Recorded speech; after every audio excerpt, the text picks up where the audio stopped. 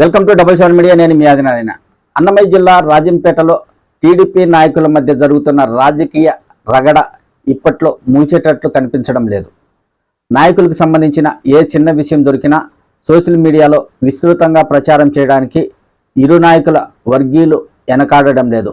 ఒకరిపై ఒకరు ఆరోపణలు విమర్శలు చేసుకుంటూ ముందుకు సాగుతున్నారు. గతంలో టీడీపీ నాయకుడు సుగవాసి సుబ్రహ్మణ్యం రాజంపేట ఎంపీడీఓ కార్యాలయంలో జరిగిన మండల సర్వసభ్య సమావేశానికి హాజరయ్యారు. ఆ సమయంలో వైఎస్ఆర్ కాంగ్రెస్ పార్టీ ఎమ్మెల్యే ఆకేపాటి అమర్నాథ్ రెడ్డి సోదరులు ఆకేపాటి మురళీరెడ్డి, రంగారెడ్డి సుగవాసి సుబ్రహ్మణ్యం గారికి స్వాగతం పలికారు. ఆ అంశాన్ని అప్పట్లో సుగవాసి సుబ్రహ్మణ్యం వ్యతిరేక వర్గీయులు సోషల్ మీడియాలో విస్తృతంగా ప్రచారం చేశారు. తెలుగుదేశం పార్టీ ఓడిపోవడానికి కారకులైన వైకాపా నాయకులతో కలిసి మీరు ఎలా సమావేశానికి హాజరవుతారు, వాళ్ళతో కలిసిమెలిసి ఎలా తిరుగుతారని ప్రశ్నిస్తూ సోషల్ మీడియా ద్వారా ప్రచారం చేశారు. ఆ సమయంలోనే టీఎన్ఎస్ఎఫ్కు చెందిన యువ నాయకుడు సుగవాసి సుబ్రహ్మణ్యం వర్గీయులతో తనకు ప్రాణహాని ఉందని రాజంపేట డిఎస్పీ గారికి ఫిర్యాదు కూడా చేయడం జరిగింది. అది ముగియక ముందే ఆ రగడ అలానే కొనసాగుతుంది. అది అలా ఉండగానే మరో వివాదం తెరపైకి వచ్చింది. కార్తీక పౌర్ణమి సందర్భంగా శుక్రవారం రాజంపేట వైసీపీ ఎమ్మెల్యే ఆకేపాటి అమర్నాథ్ రెడ్డి అత్తిరాలలోని శ్రీ త్రేతేశ్వర స్వామి ఆలయాన్ని దర్శించుకున్నారు. అదే సమయంలో అన్నమయ్య జిల్లా రాజంపేట పార్లమెంట్ టీడీపీ అధ్యక్షుడు చెమ్మర్తి జగన్మోహన్ రాజు గారు కూడా దర్శించుకోవడం జరిగింది. పూజలు చేసుకునే సమయంలో ఇద్దరు ఒకే చోటు ఉన్న ఫోటోలను కొంతమంది ప్రస్తుతం సోషల్ మీడియాలో పెడుతూ ప్రచారం చేస్తున్నారు. ఈ బంధం ఏనాటిదో లోపాయకారి ఒప్పందాలతో వైఎస్ఆర్ కాంగ్రెస్ పార్టీ నాయకులతో కలిసి తిరుగుతున్నారని రాజు వ్యతిరేక వర్గీయులు ప్రస్తుతం సోషల్ మీడియాలో ప్రచారం చేస్తున్నారు. విమర్శలు ప్రతి విమర్శలు చేసుకుంటున్నారు. ఈ అంశానికి సంబంధించి రాజు వర్గీయులు ఒక సవాల్ను కూడా విసరడం జరిగింది. అందులో ఎలాంటి తప్పు లేదు, కావాలంటే అదే త్రేతేశ్వర స్వామి ఆలయంలో ప్రమాణం చేస్తాము, మేము ఎలాంటి తప్పు చేయలేదని మీరెవరైనా ప్రమాణం చేస్తారా అని సవాల్ ఇచ్చారు. మరి ఆ సవాలను వ్యతిరేక వర్గీయులు స్వీకరిస్తారో లేదో కానీ తర్వాత విషయం. కానీ ప్రస్తుతం మాత్రం రాజకీయ వివాదం తారాస్థాయికి చేరింది. సోషల్ మీడియాలో ఒకరిపై ఒకరు విమర్శలు చేసుకుంటుండడంతో తెలుగుదేశం పార్టీ కార్యకర్తలు అయోమయ పరిస్థితిలో ఉన్నారు.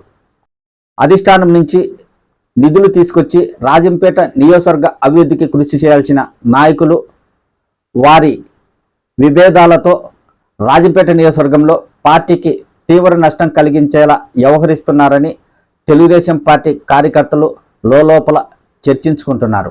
ఇప్పటికే రాజంపేట నియోజకవర్గంలో తెలుగుదేశం పార్టీ సరిగా పనిచేయడం లేదు అనే విమర్శలు వినిపిస్తున్న నేపథ్యంలో నాయకుల మధ్య జరుగుతున్న వివాదాలు అందుకు నిదర్శనంగా నిలుస్తున్నాయి. నాయకుల మధ్య విభేదాలు తారాస్థాయికి చేరుతుండడంతో రాజంపేట నియోజకవర్గంలో తెలుగుదేశం పార్టీకి తీవ్ర నష్టం జరిగే అవకాశం ఉందని తెలుగుదేశం పార్టీ కార్యకర్తలు చర్చించుకుంటున్నారు. కూటమి ప్రభుత్వం అధికారంలోకి వచ్చింది. ఎప్పటి నుంచో పార్టీ కోసం పనిచేస్తున్న సానుభూతి పరులకు మంచి జరుగుతుందని కార్యకర్తలు ఆలోచించారు.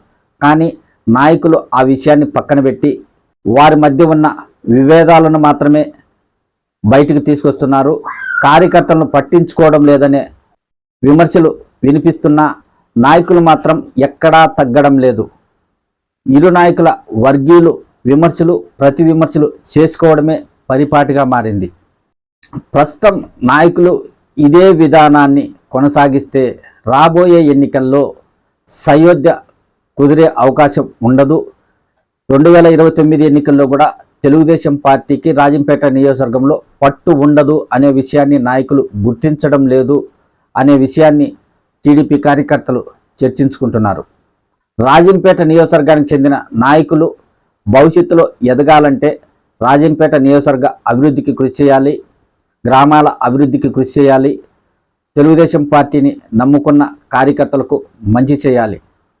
నాయకులు అభివృద్ధిని మరిచి కార్యకర్తలను మరిచి ఇలాగా విభేదాలకు దిగుతుంటే వారికే నష్టం కలిగే అవకాశం ఉంది అనే విషయాన్ని నాయకులు గుర్తించకపోతే భవిష్యత్తులో నాయకులు రాజంపేట నియోజకవర్గంలో ఎమ్మెల్యే అభ్యర్థిగా పోటీ చేసినా గెలవడం కష్టం.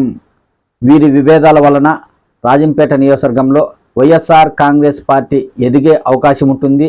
తెలుగుదేశం పార్టీ పట్టు కోల్పోయే అవకాశం ఉంది. ఈ విభేదాలతో రాబోయే రోజుల్లో రాజంపేట నియోజకవర్గంలో ఎలాంటి పరిణామాలు చోటు చేసుకుంటాయో అని పార్టీ కార్యకర్తలు ఆందోళన చెందుతున్నారు. ఇలాగే వివాదాలు తారాస్థాయికి చేరితే గొడవలు జరిగే అవకాశం కూడా ఉంది. అధిష్టానం వెంటనే స్పందించి నాయకుల మధ్య విభేదాలు లేకుండా సమన్వయపరిచేలా చర్యలు తీసుకోవాలని తెలుగుదేశం పార్టీ కార్యకర్తలు కోరుకుంటున్నారు. కూటమి ప్రభుత్వం అధికారంలోకి వచ్చినా ఇప్పటి వరకు మాకు ఎలాంటి న్యాయం జరగలేదు, మంచి జరగలేదని రాజంపేట నియోజకవర్గంలో చాలామంది తెలుగుదేశం పార్టీ కార్యకర్తలు చర్చించుకుంటున్నారు. ఇప్పటికైనా నాయకులు ఆలోచించి భవిష్యత్ కోసం బాటలు వేసుకోవాల్సిన అవసరం ఉంది. ఇలాగే కొనసాగితే రాబోయే ఎన్నికల్లో కూడా నష్టపోయేది మీరే. చివరికి మీ వివాదాల వలన వైఎస్ఆర్ కాంగ్రెస్ పార్టీ లాభం పొందుతుంది అనే విషయాన్ని నాయకులు గుర్తించాలి. గుర్తించకపోతే ఇదే పరిస్థితి కొనసాగితే భవిష్యత్ అనేది నాయకులకు ఉండదు అనే అంశాన్ని వారు గుర్తిరిగి ఇకనైనా వివాదాలు వదిలి తెలుగుదేశం పార్టీని నమ్ముకున్న కార్యకర్తలకు మంచి జరిగేలా పనిచేయాలని కోరుకుందాం. తెలుగుదేశం పార్టీ కార్యకర్తల కోసం